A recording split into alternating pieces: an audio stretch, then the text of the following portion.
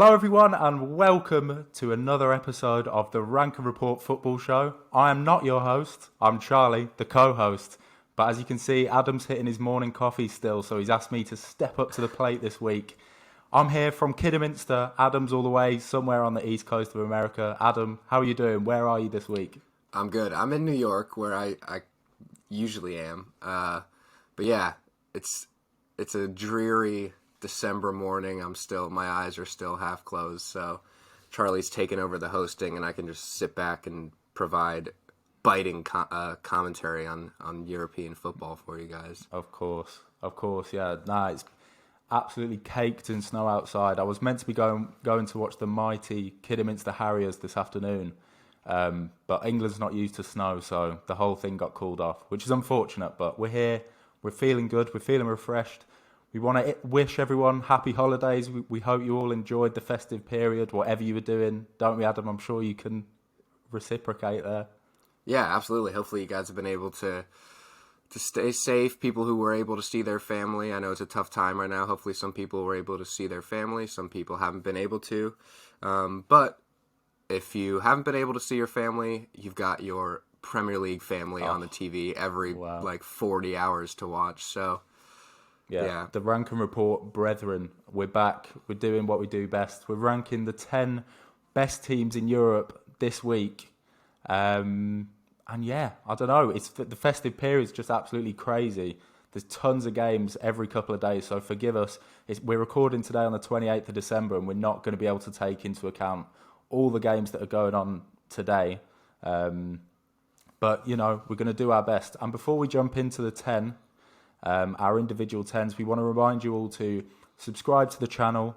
If you're viewing this video, please give us a subscribe because, you know, we'd really appreciate it. Also, turn on the notification bell, leave a comment because we really want to interact more with people that are watching the videos. And also, I would direct you towards Spotify or Apple Podcasts if you want to listen to the audio version of the show. I believe, Adam, if they search the Rank and Report Football Show, we'll be the one that will come up. So, you know, if our faces make you feel sick, which is understandable, then, you know, head over in that direction. But yeah, that's it really. I think I've done plenty of speaking. So Adam, if you want to go first with your 10 to 6, I think the audience would probably appreciate that. I would absolutely love to. Yeah, one more time, I'm just going to reiterate the fact that when you're watching this, at least 2 or 3 of our teams in our rankings will probably have played another game, but obviously with the Premier League games playing every 40 hours or so, it's pretty much impossible to not have games bleed over. So yeah, just keep that in mind. But coming in at number 10, finally, Charlie, our mighty Blues are here. Manchester City are in the top 10 rankings. It's a good day. It is. It's a funny day because it was only, maybe 10 days ago when we had them in our biggest disappointment of the season episode. But they've turned it around. Obviously, they were previously unranked. Their recent results were a 2-0 win against Newcastle, 4-1 win against Arsenal in the League Cup, and a 1-0 win against Southampton. City are finding a way to just grind results out now. You know, they have had defensive issues in the past. They've turned that around. The goals have kind of been sacrificed for that, but they've been really hard to beat. There's only 5 teams in Europe's 5 major leagues right now that have conceded less goals than them in the league, which is an incredible stat to think of when you think of the fact that they've already conceded 5 in one game this year to Leicester. But the signing of Ruben Dias coming in, Pep Guardiola's reluctance to play anything but the double pivot in midfield has made City a really solid team. And, you know, they're only 5 or 6 points out of first place in the Premier League, and they've got a game in hand, so they're slowly creeping up the table. So City are finally in at number 10. In at number 9, I've got Lyon, who were ranked 10 last week.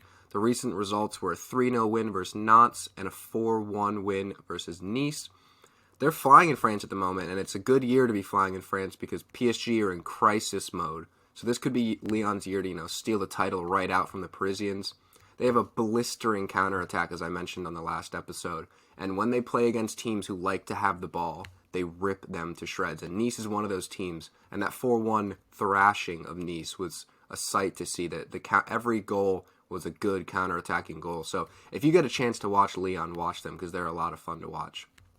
In at number 8, I've got Liverpool. I previously had them unranked. This is one of the big talking points for me and Charlie, is I'm just not as high on Liverpool as he is, and you'll see that later in this episode. But they had a recent 1-1 draw against West Brom. That was yesterday. But before that, they had a 7-0 thrashing of Crystal Palace and a huge 2-1 win against Tottenham at home. At the time, that was the first versus second place game. So that's a big, big win. Look, I've been pretty harsh on Liverpool. I think it's easy to say. But that 7-0 win was frightening. It kind of showed us the old Liverpool. That heavy metal football was back. But with a depleted defense, they're still top of the Premier League.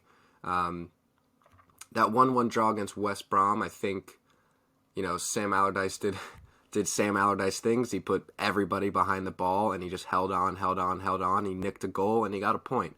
I think Big Sam is probably one of the all-time greats in that kind of management style. But, yeah, with Liverpool, I've said it before, it's weird to say, but I feel a bit of inconsistency with them. They are first, but, they had the big loss at home against Atalanta, and then they come back and, they have this 1-1 draw against West Brom. So it's a bit of up and down feeling for me. It's really, really high highs and really low lows. So that's why I've got them just in at 8th. But they're first place in the Premier League, so they're probably going to keep creeping up my table if I'm smart. In at number 7, Bayer Leverkusen. I had them ranked at number 8 last week. The recent results were that crushing 2-1 loss against Bayern Munich. We talked about them and a little bit about that game on a previous video last week. So if you're interested in that, you can hit the card up in the top right corner of the video right now to get a little more in-depth discussion on Leverkusen. But they also had that big 4-0 win against Cologne in the derby. Look, I'm not willing to throw them out after losing one really tight game to the best team in Europe. I still fully expect them to keep winning and to stay in touching distance with Leipzig and Bayern. I don't have that much to say because we talked about them last week, but they're a really exciting team to watch, really well-balanced team in the Bundesliga, and they're sitting in second for a reason, so I expect them to stay up and around there. So Bayer Leverkusen are in at number 7. In at number 6, I've got Everton. They were previously unranked. They've come flying into my rankings this week. The recent results were a 1-0 win against Sheffield United, a 2-0 loss against Man United. That was in the League Cup, and both teams rotated a bit, so I'm kind of taking that with a pinch of salt. And then they had a big 2-1 win against Arsenal in the league. Look, Everton finally seemed to be recovering some of their early season form. Dominic Calvert-Lewin not slowing down. He's got 11 goals and 15 appearances this season. He's behind only Mo Salah in the Golden Boot race.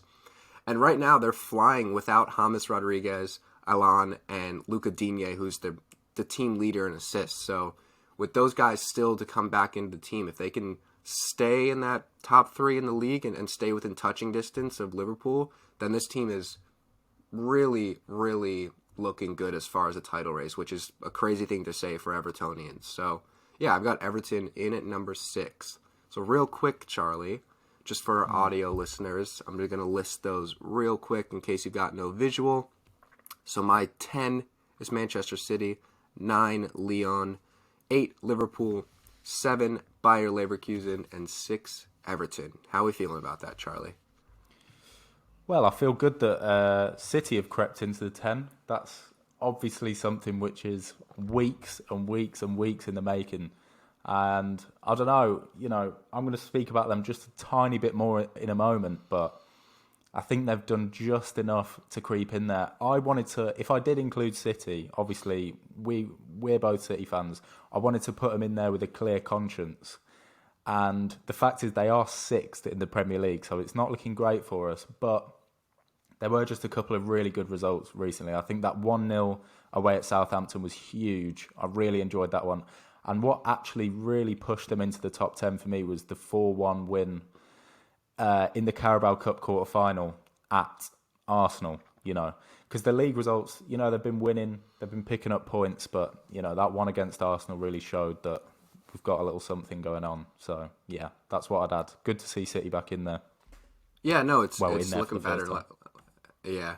Like I said, they're grinding out results, I think part of our disappointment is because there's been a massive shift in the, almost entertainment value of this team. But winning is winning. If we're going to put Atletico really high up in our rankings for winning everything 1-0 and playing the most boring football on the face of the planet, why can't City get in there if they're doing the same thing? So yeah, we're doing it on merit, guys. We promise. We really promise. But we are also happy to talk about them. And that brings me neatly on to my 10th place. Sorry, Adam, I'm just jumping straight in there. No, my go 10th ahead. place, and that is Manchester City, believe it or not. So yeah, as we've just said, 6th in the league. Believe it or not, City are now 10 games unbeaten in all competitions, which is crazy, really. And it's definitely a good sign for the boys in blue, because it's at this moment that we've got a few important players coming back. Obviously, Sergio Aguero being the main one. And they're going to need his help because only Sterling and Ferran Torres are the leading scorers so far this season. They've got 7 goals. And that's not a lot at all for this stage of the season. When you look at Calvert-Lewin, as Adam was just talking about, he's up on 14 goals already this season. Lewandowski's on 20, and City's leading scorers. City have been dominant scoring team in the last few years in Europe, and our highest scorer, Raheem Sterling's only got 7 goals. So plenty more to come from City. I'm ambitious. I'm looking forward to it. Sergio, please do the business for us. Number 9, shock horror. This is a bit of a shock. This is the first time they've got into any of our top 10s, and that is Manchester United sitting neatly on top of City, the noisy neighbours.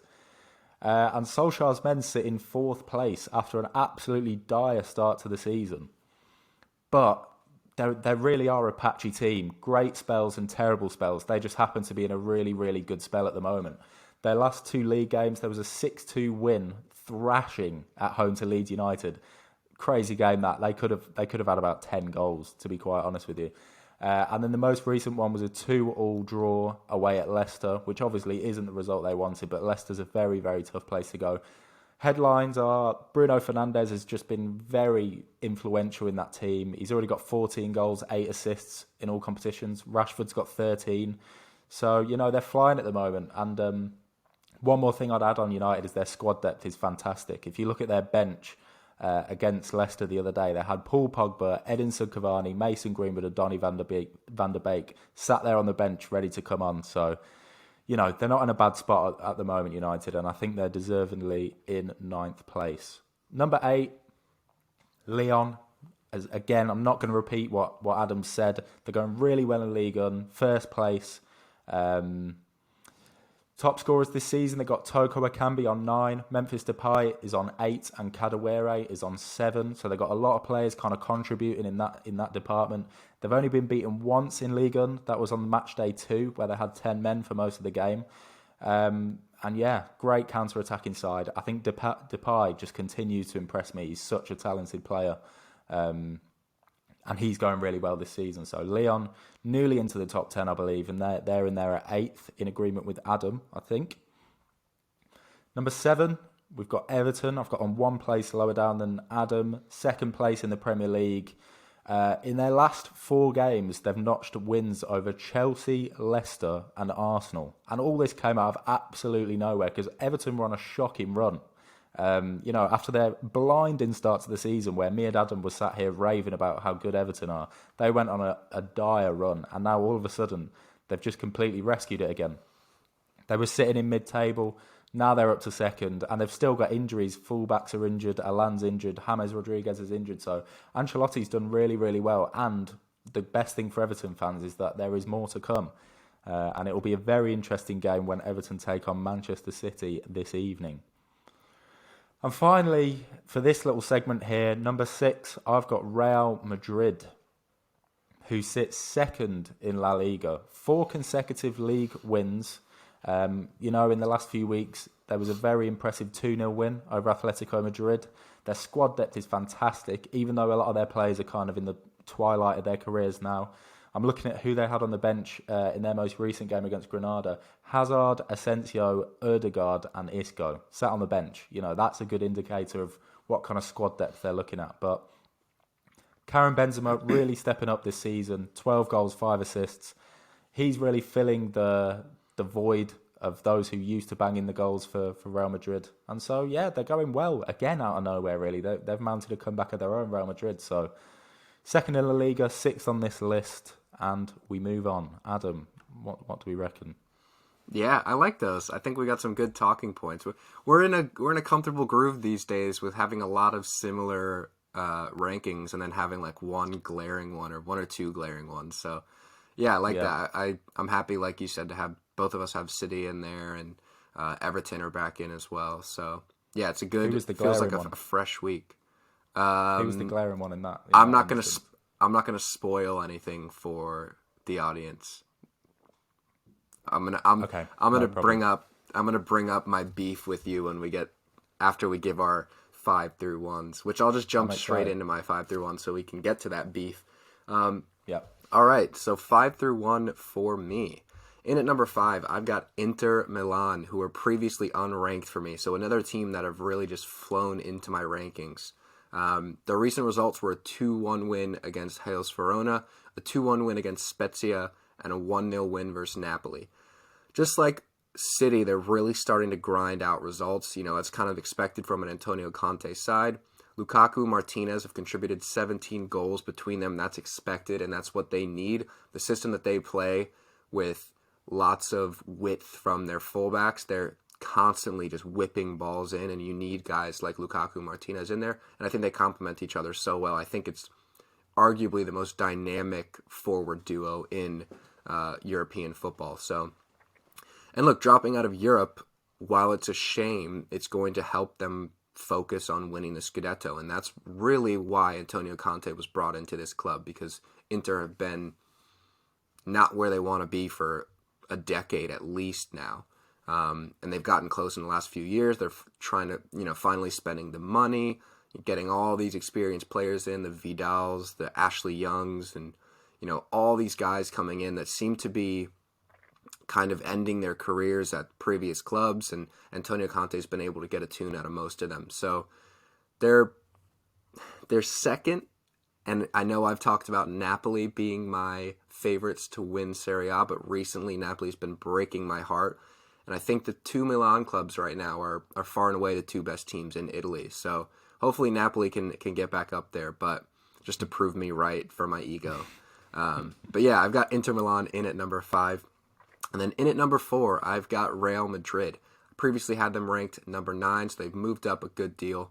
The recent results were a 2-0 win versus Granada, a 3-1 win versus Eibar, and a 3-1 win versus Athletic Bilbao. They're finally starting to roll a little bit.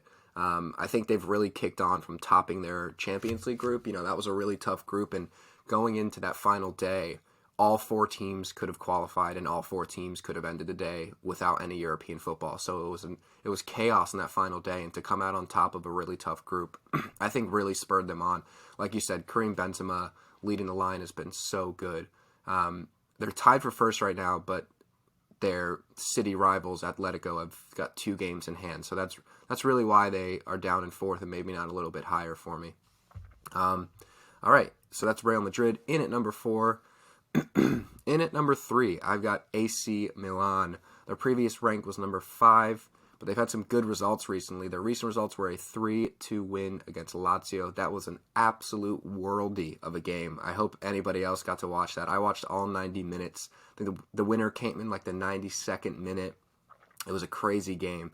But they also had a 2-1 win against Sassuolo, in which Rafael Leao scored the quickest goal in Serie A history.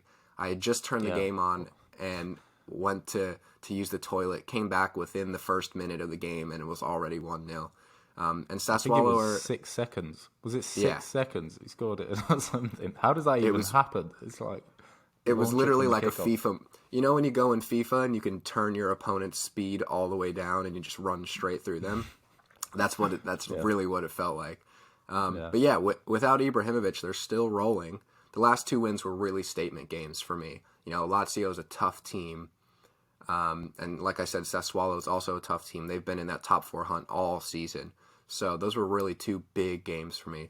And the resiliency they showed against Lazio was kind of eye-opening to me. We always talk about how this team is a young team. And when we did our Serie A our Serie A predictions episode, we kind of talked about that maybe if they get hit in the mouth a couple of times, they may not get back up. But that Lazio game, they showed a lot of resiliency, and yeah, they're top in Serie A for a reason. So AC Milan are in at number 3, and then in at number 2, Atletico Madrid. I previously had them ranked at number 3, so they've moved up. The recent results were a 2-0 win against Real Sociedad, a team that, while struggling, we've been really high on all season, and we know that the talent that this team has, so that's not an easy game against Sociedad. They also had a 3-1 win against Elche. Something about this team has changed. Since the 4-0 loss to Bayern, they have been basically unbeatable except for the Madrid derby, and they've kind of, like we've talked about in previous episodes, they've started to revert a little back to Simeone ball, and the 1-0 wins are flowing again, and they seem to be a little bit more expansive when Luis Suarez came in, but they've maybe slowed that down a little bit, and they've become a lot more solid, and yeah, they're an unbeatable team at the moment, and they're sitting in first in Spain, tied for first, but they could be 6 points ahead of their cross-city rivals with those 2 games in hand. So Atletico, for me, have got to be in that top 3 or top 2. In at number 1, as usual, Bayern Munich. They were previously ranked there, and they have been for, I think, 6 out of our 7 episodes now of rankings. The recent results were that 2-1 win against Leverkusen and a 2-1 win against Wolfsburg. I don't know what else there is really to say about this team. The machine keeps on rolling. They're 2-point lead at the top coming into the new year, kind of expected. I think the team we thought that was going to be their biggest competitor in Dortmund has fallen off a bit, and now you're looking at maybe Leipzig and Bayer Leverkusen to be their biggest rivals in this title race, and they've already beaten Leverkusen once. They had that draw against Leipzig, so I think if you're Bayern, you're very comfortable where you're at, because let's face it, Bundesliga teams that aren't Bayern Munich tend to fall off later in the season, and then that's when Bayern run away with the title. So Bayern Munich are in at number 1. What are we thinking, Charlie? Yeah, I think the top 3 or 4 tend to select themselves, really, or you would think anyway. We'll see when it comes to my top 3. But yeah, I'm glad to see that you've put Inter in there. Actually, seeing as you didn't get them in there last week, I feel like you make emotional selections sometimes, and you were really clinging on to Napoli. You were clinging on to Napoli because you thought Napoli were going to win Serie A, but what's happened to Napoli in the last few weeks? I don't know if Inter beat them, didn't they? Yeah, I don't know if it's emotional or egotistical, but yeah, I definitely am upset about Napoli. We'll put it that way. But yeah, I mean they've had a host of injuries. I think it's Dries Mertens that went out with an ankle injury. Victor Osimhen is still not there, and Insigne was sent off in that game against Inter. Yeah. It's been the roughest period of the season so far for Napoli, and when they're fit, all fit, not just 1 or 2 of those attacking players. When they're all fit, I think they're still a force to be reckoned with, like I mentioned before. But yeah, it's a rough patch for Napoli right now, that's for sure. Yeah, and Inter just keep plodding on. I don't know, they just keep plodding on. 6 wins in a row, and I think they're kind of unlucky to not be ranked higher up in both of ours, because I've got Inter in 5th place as well. So I'm just going to go for it. Actually, real quick on Inter, I think the thing for me was when they had those midweek games where they were losing to Shakhtar and losing every game in their group, basically. That's just why I was turned off of them.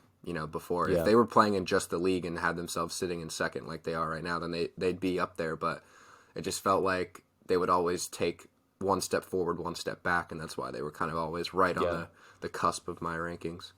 Nah, it's fair enough, because I always think Europe is a very good indicator of how good a team is, because if you're playing every Tuesday or every other Tuesday or Wednesday in Europe, you're going to be playing against some of the best teams from the continent. So I always do pay a lot of attention to those games. But you do see it sometimes.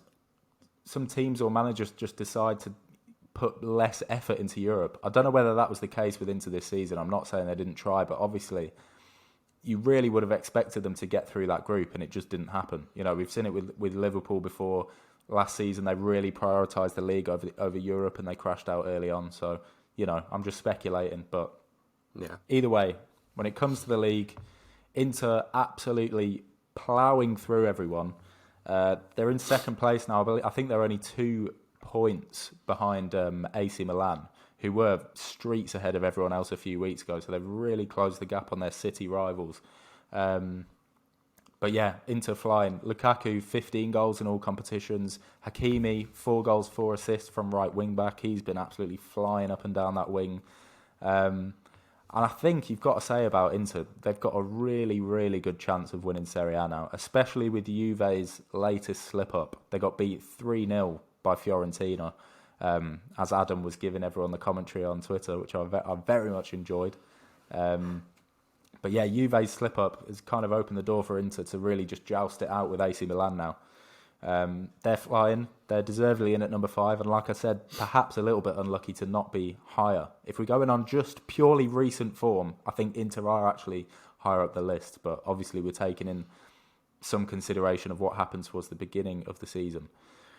And on that note, I've got AC Milan here at number 4, whose form has been dropping a little bit. Like Adam said, the 2 most recent wins against Sassuolo and Lazio were fantastic wins against really good sides. And people who haven't paid too much attention to the Italian league wouldn't know that Sassuolo away is a fantastic win because they've been really, really difficult to beat this season.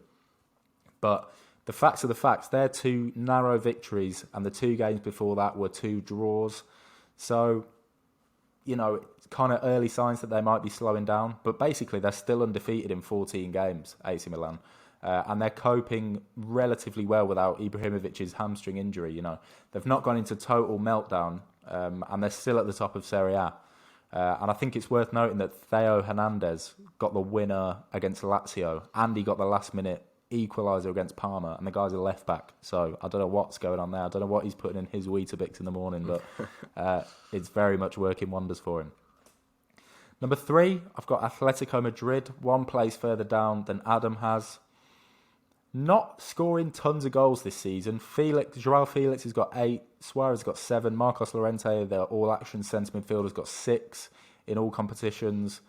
But having said that, they're still top of La Liga with 2 games in hand. On some people, they've got 3 games in hand, and they're still top. But I think, I'm not going to go on repeating everything that Adam said, but the thing that really hammers it home is, in the league, they've conceded 5 goals in 13 league games, which is stupendous. That is half as many as the next nearest challenger. Half as many as the next best defence. So to say they're tight defensively is, a massive understatement. Still top, still flying, Atletico Madrid, one of the best teams in Europe. But yes, we move on to number 2. Shock. Big shock here. This is going to send shock waves around football YouTube because Bayern Munich are in at number 2, ladies and gentlemen. This is genuine happiness in my voice because I really was looking forward to the day that they were going to get knocked off top spot. And the fact is, their 2 most recent results, 2-1 win at home to Wolfsburg, 2-1 win away at Leverkusen, which is a fantastic win. But in their last 6 games, this is a great stat, it's a great stat. Last 6 games, only 1 of them has been won by more than a 1-goal margin, and 3 of their last 6 have been drawn. So you can't look past the fact that they're slowing down massively. And then in the last 2 games, the 2-1 and the 2-1 that I just mentioned, Lewandowski scored both goals in both games, so he won them pretty much single-handedly. His goals did anyway. Having said that, still top of a very competitive Bundesliga this season. Still a great team, as we all know. But on recent form, I just didn't feel comfortable putting them top. So I had to make a controversial decision and go with Liverpool as my number 1 this fortnight, everybody.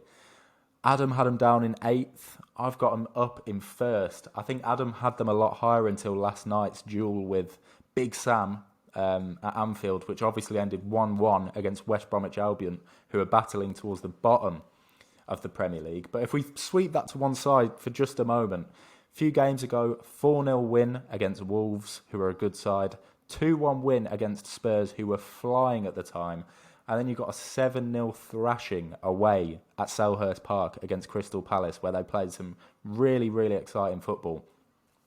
So based on that form, they were tearing their league apart more than anyone else was in their respective European leagues.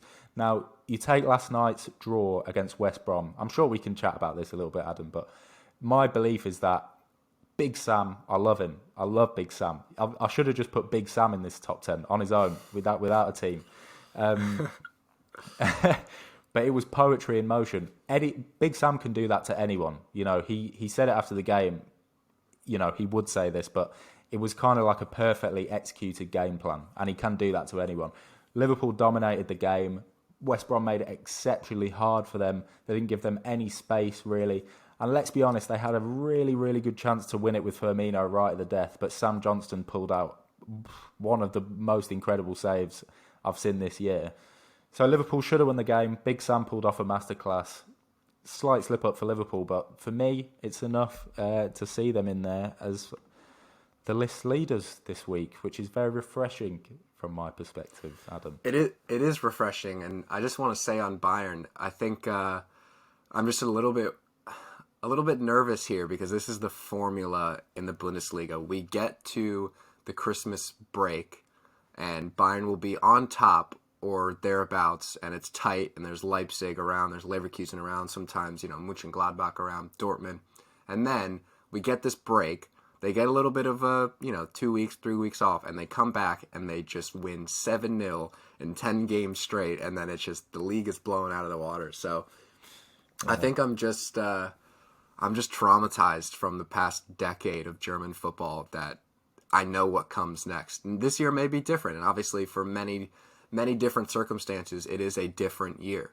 But yeah, we'll see. I totally understand having Bayern fall to number 2, but the signs are there for me that it's just your average Bundesliga season in which they look like they're beatable at Christmas, and then they kick on the second half of the season. So yeah, no, the chances are that is going to happen in the second half of the season, but they've been living on borrowed time at the top of this list for a number of weeks now, Bayern. They were begging for someone to just take top spot, and I had Liverpool there. And then obviously they slipped up against West Brom last night, and I thought, do I take Liverpool off top spot now? But let's be honest, it's not like Bayern haven't slipped up themselves. You know, they've been drawing games, they've been really scraping games narrowly. So yeah, controversial one, but there we are. Yeah, no, I think with Liverpool it's a bit like Inter for me, where they had some midweek scares for me that had me a bit nervous. But if I really think about it and you go look at that loss to Atalanta and stuff like that, they had like third string keepers playing and stuff like that. So I don't know, Liverpool are a weird team to me because I feel like when I watch them play, there's every chance in the world that someone's going to take points off of them. And then 2 days later, they'll win 7-0 at Selhurst Park. So they're a bit of a conundrum for me, but maybe I'll be a little bit less harsh on them from here on out. We'll see. I don't know, but there's something about Liverpool. Like, I just think they're streets ahead of everyone in the Premier League. I'm really glad that Tottenham have fallen off now. Their demise has been rapid. Tottenham. I think I saw now if City win their game in hand and Villa do too, even Villa have just got to draw their game in hand. Tottenham are down to 7th. How does that happen? How does that happen so quickly? It's unbelievable. But in my view, Liverpool are kind of out there on their own, unless I declared City out of the title race a couple of weeks ago, which might have been a little bit premature. I saw someone get at me in the comments there, and I was going to go back at you, my friend. But to be fair, you called me out correctly there because I didn't see these good results coming. And if you bring someone like Aguero back into the equation, that can totally change us. And so basically, my overriding point here is that City are the only ones that can challenge Liverpool. But at the moment, Liverpool are kind of out there on their own for me in England. So you don't feel like Everton, when they start to get some players back, you don't think they're... How far behind City and Liverpool are Everton? It's so difficult. It's so difficult to say here because you can make a bold claim either way about Everton. You could say they're going to be right up there, or they're going to be right down there, because all we've seen this season is one end of the spectrum or the other. It's either we're going to win 5 in a row or lose 5 in a row. So it's very difficult to say. I think they're relying heavily on Calvert-Lewin's goals up front, and his general play, to be honest, has been really good, Calvert-Lewin. So I think they'd miss out big time if he got injured. But having said that, when a player like James Rodriguez does come back into the side, that'll give him a massive boost. So I think they're up in second at the moment. I don't think they'll be there for long. I think so. To answer your question bluntly, I think they're quite far behind. But I think they'll be in and around flirting with the top 6 this season. What do you think on that? No, I think I'm right there with you as well. They seem like a bit of a streaky team for me. It feels like a very emotional team at the moment. I think you get that in teams that haven't won anything in such a long time, and it seems like they're on the cusp of maybe winning something or being a team that could win something, and emotion carries them through so many games. But I think with teams like that, you have to be cautious, because when the bad results come, your lows are just as high as your highs. So, the lows are low and the highs are high. So I don't know. The talent is there, but they're just not consistent enough for me. So we'll see. It's an interesting Premier League season, probably the most interesting in a long time. I mean, we've had some good title races in recent years, but we haven't had this cluster at the top like we're used to. It used to be in the early 2000s, or more like 2010 through 2015, there would be 5-6 teams in there that are within 10 points of first, and it was really a big cluster, and we're finally getting to see that again. So I'm happy to have it back. It's a lot more interesting. Yeah, no, I think it's an interesting English season, but it's the same all around Europe. PSG aren't as dominant in France. Juve aren't dominant at all in Italy.